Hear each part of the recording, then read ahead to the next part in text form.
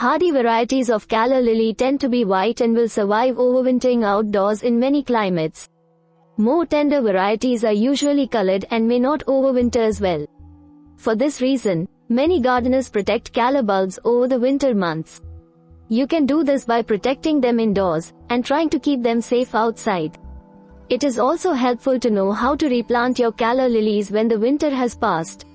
So, we are going to watch about the how to winterize calla lily bulbs. Method 1.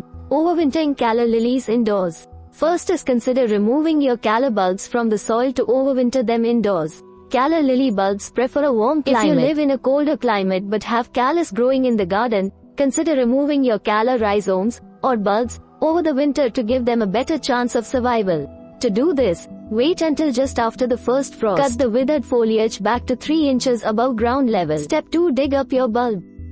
Carefully dig out your calla rhizome. It contains all the essential nutrients that help calla lily to survive the winter, so you'll want to preserve this vital part. Be sure to dig a much wider hole than you think you need to. Doing this will help you avoid damaging the bulb with your spade. Step 3. Remove the soil from the bulb. Gently dislodge as much soil as you can from the healthy bulbs without damaging the roots. Cut off the dead foliage, leaving about a 2-inch length of dead leaves on the rhizome. Rinse the bulbs under cool running water, such as the water from a garden hose, to remove the rest of the soil. Step 4. Check your rhizomes carefully for rot or any signs of disease. It isn't worth keeping any rhizomes that are diseased or damaged.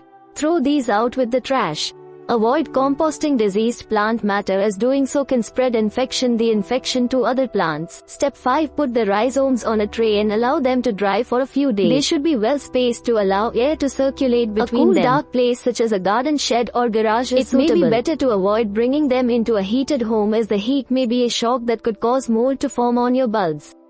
60 to 70 degrees Fahrenheit is an ideal temperature for rhizome storage. It should not be less than 50 degrees Fahrenheit, 10 degrees Celsius. Try not to let them be exposed to sunlight. Step 6. Put your rhizomes into paper bags.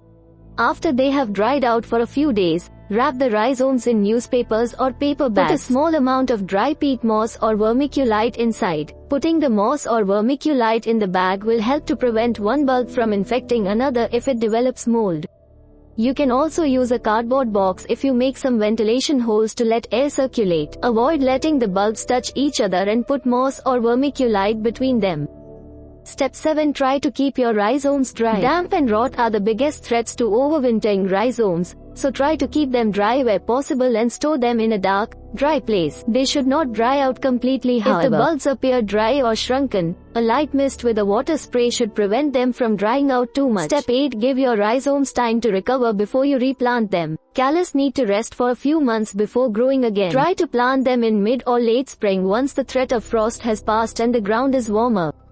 Your calla is more at risk of rotting because of the winter rain rather than the frost, so avoid planting if the ground is waterlogged, even if the weather is mild. Finally, consider keeping your calla in a pot. You can plant a calla lily outside in a container and move it inside for the winter. When planting, use decent quality compost and make sure the container has good drainage holes. Plant the rhizomes with the eyes upwards so that they are just visible in the soil. Once flowering ends, give the pot a feed with a potassium-rich fertilizer. One suitable for tomatoes will do. After that, cease watering your container-grown calla lily and move the pot to a cool, dark area once the foliage withers away. A dark corner of a garden shed is suitable. Don't water your plant again for 3 months and avoid cutting the foliage until it has withered away. Method 2. Overwintering calla lilies outside. First is consider keeping your callas outside if you live in a mild climate. Calla lilies will survive outdoors over winter in mild climates that don't experience much sustained snow, deep freezes and heavy prolonged rainfall in the colder months. They can generally cope outdoors through winter in zones 8 through 10. This means that they can survive in temperatures that do not drop below 30 to 35 degrees Fahrenheit, minus 1.1 to 1.7 degrees Celsius. Step 2. Help your plant to die back.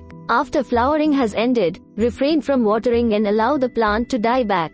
Try to refrain from cutting the foliage until it has withered away. Finally, give your callas some protection. If you are overwintering outdoors, apply a mulch of about 4 inches of straw or evergreen branches. You can also put them under an upturned pot or cloche.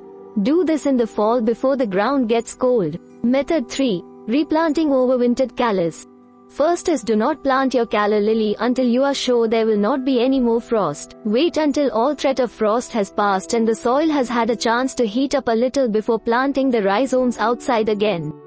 Mid-spring is usually a good time to move them outside again. Step 2. Choose a well-drained spot in a sunny position. Keep in mind that if you can't find a super sunny spot, Callas will tolerate shade for part of the day. It's a good idea to incorporate some well-rotted manure or compost into the soil to improve it ahead of planting. A rich soil will help the plant produce flowers. Step 3. Plant your rhizome correctly. The rhizome should be planted with the eyes facing upward and just visible at the top of the soil. These are the growing points that look like the eyes on a potato. Leave about 12 inches, 30.5 centimeters of space between each of your rhizomes. Once they are in the ground, give them a good soaking and then continue to keep the soil moist but not waterlogged as they grow.